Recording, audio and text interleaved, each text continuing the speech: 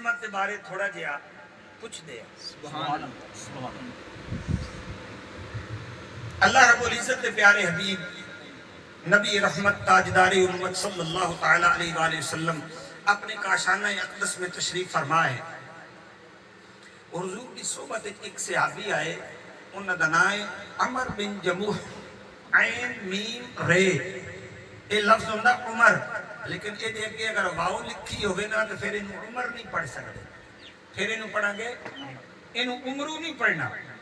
انہوں لفظ عمرو بن جموح نہیں آکھنا بلکہ عمر بن عین کے فتح کے ساتھ. وہ صحابی حاضر ہوئے بارگاہ ناز حاضر نے.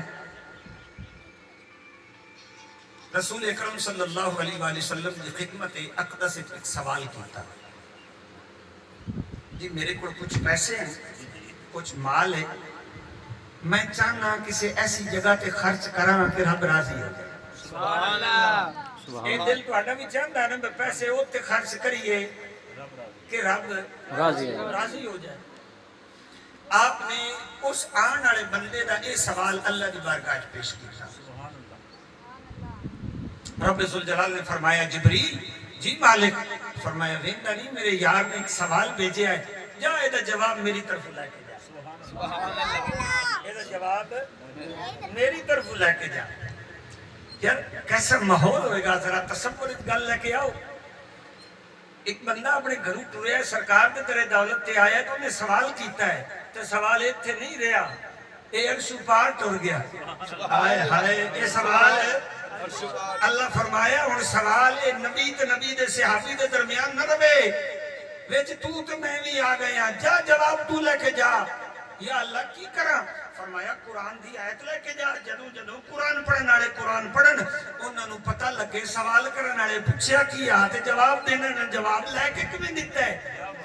سوال کی ہے یسألونک ماذا ينفقون. اللہ ارشاد فرما رہا ہے اے پیارے حبیب اے تہاڈی صحبت وچ آ کے بندے جڑے تہاڈے کولوں پوچھ رہے نا یسألونک وہ سوال پہ کر دے ماذا ينفقون اے پیسے نہیں خرچ کتے کریے. اے ساڈے کول مال ہے دولت ہے چاندی ہے سکے نے زر ہے کتے خرچ کریے. فرمایا قل اے پیارے حبیب تسا ارشاد فرما دیو اپنی زبان ہم ترجمان تو کہ مینوں رب نے ارشاد فرمایا ہے. متا کوئی بندہ کچی گل سمجھے جبریل لے کے آیا ہے اللہ دا حکم ہے بیان میں مصطفیٰ کرنے ہاں تے لکھیا ہوا قرآن وچ قیامت تک دے وچ شک ہو سکدا نہیں. فرمایا اے پیارے حبیب اعلان کر دیو قل ما انفقتم من خیر فللوالدین. اے زمانے والے ہو رب اعلان کر رہا ہے اے لوگو تسا جتنا بھی مال خرچ کیتا ہے نا اس مال پیسے رنگا پیسہ ہو ہی کوئی نہیں سکتا جڑا تسا اپنے ماں باپ تے خرچ کر چھڈیا ہے. مینوں لگدا میں قرآن دا پیغام تانوں پہنچایا جنوں قرآن دا پیغام پہنچیا اتنی محبت نال سبحان اللہ فرمایا.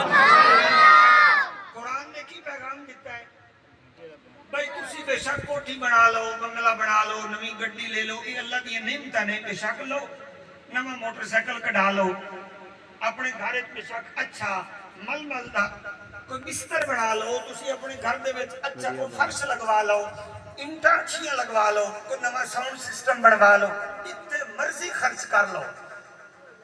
ہر ایک دی اپنی فضیلت ہے اپنا درجہ ہے اپنا مقام ہے مگر قرآن بیان کر رہا ہے ما انفقتم من خیر فللوالدین. فرمایا قدرت دی نگاہ چ اس پیسے رنگا پیسہ ہی کوئی نہیں جڑا پیسہ تسا اپنے ماں باپ تے خرچ کر چھڈیا ہے. تسا اڑا کو بھی ماں باپ تے کیویں خرچ کرنا ہے. مثلا تھوڑی جی اور سوکھی گل کریں تاکہ تانوں پہنچے میں کی کہہ رہا ہوں.